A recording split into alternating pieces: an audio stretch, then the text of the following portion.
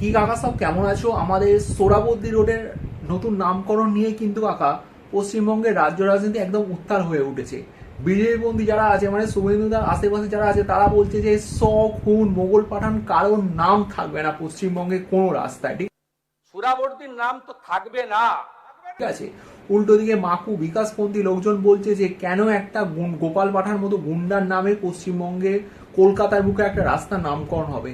দাঙ্গা করে নিরীহ মানুষদের খুন করেছেন, তাই তাকে গোপাল পাঠা বলা হতো। এবং কিন্তু কাকা আদতে হিস্ট্রিটা কি এর সঙ্গে একটা বলা দরকার যে চাটাব্রত না সরাসরি ঋতব্রত কিন্তু কাকা বিধানসভার প্রথম অধিবেশনে বলে দিয়েছে যে কেন সোহরাবর্দী রোডের নামকরণ চেঞ্জ হলো। তো এই নিয়ে কাকা কিন্তু রাজ্য রাজনীতি উত্তাল হয়ে উঠেছে। কিন্তু ভিডিওটা শুরু করার আগে আমাদের কাকা জানতে হবে ফালতু ঝামেলা না করে সোহরাবর্দী রোডটা কোথায়। সোহরাবর্দী রোডটা কাকা পার্ক সার্কাসের 7 পয়েন্ট থেকে কসাইখানা অব্দি যে রাস্তাটা আছে প্রায় 100 মিটার চওড়া, সেই রাস্তাটার নাম হচ্ছে কাকা সোহরাবর্দী রোড।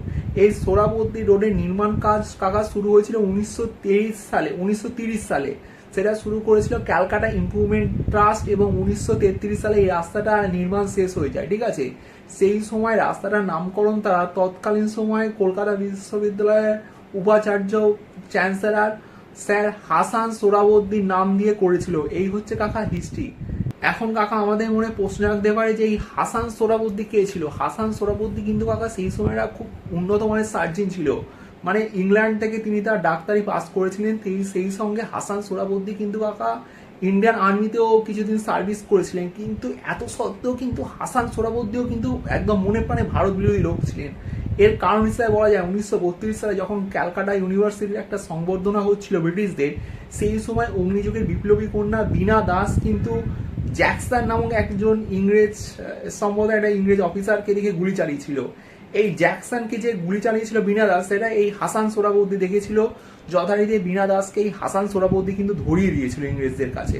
সুতরাং এই হাসান সোহরাবর্দীর মনে কিন্তু ভারতের প্রতি প্রথম থেকে একটা বিতৃষ্ণা ছিল। সে যাই হোক, লোকটা একটু হাই লেভেলে চলে গেছিল। এবার আমি একটা অন্য গল্প বলতে চাই। ইন্টারনেটে অনেকেই বলছে যে এই হাসান সোহরাবর্দী নোয়াখালী দাঙ্গার সঙ্গে জড়িয়ে আছে। 1946 সালে যে ভয়ঙ্কর দাঙ্গা হচ্ছিল কলকাতার বুকে, সেটা কিন্তু এই হাসান সোহরাবর্দী না, সেটা হচ্ছে এর ভাগ্নে। তার নাম হচ্ছে হোসেন সোহরাবর্দী। এ আরো ডেঞ্জারাস টাইপের লোক কাকা। এর ব্যাপারে মানে যত বলবো কাকা তত কম বলা যায়, ঠিক আছে। এই হোসেন শাহ সোহরাবর্দী কিন্তু মারাত্মক লোক ছিল। এ প্রথম 1946 সালে অবিভক্ত পশ্চিমবঙ্গের কিন্তু কাকা প্রধানমন্ত্রী হয়েছিল। পরবর্তীকালে 1946 সালে যে ভয়ঙ্কর নোয়াখালী দাঙ্গা হয়েছিল তার মধ্যে কিন্তু কাকা এই হাসান সোহরাবর্দী জড়িত ছিল। সেই সময় কিন্তু কাকা হোসেন সোহরাবর্দী ছিল না। তো এই হচ্ছে কাকা সোহরাবর্দী রোডের হিস্ট্রি। এবার আসছে আমাদের কাকা গোপাল পাঠার নাম। 1946 সালে যে ভয়ঙ্কর রাইড কলকাতার বুকে হয়েছিল, সেই রাইড একজনই আটকাতে পেরেছিল, সেটার নাম হচ্ছে কিন্তু কাকা গোপাল পাঠা। গোপাল পাঠা যে না থাকলে 1946 সালে কিন্তু কাকা পশ্চিমবঙ্গর কলকাতা বলে কিছু থাকতো না। এই জায়গায় কিন্তু কাকা পুরো পাকিস্তান হয়ে যেত। এখন আমি এর মধ্যে বিকাশ রঞ্জন ভট্টাচার্য এই কথাটা যুক্ত করতে চাই যে বাংলা দাঙ্গা করে নিরীহ মানুষদের খুন করেছেন, তাই তাকে গোপাল পাঠা বলা হতো। এবং সেই নিরীহ মানুষদের খুন করেছেন, তাই তাকে গোপাল পাঠা বলা হতো।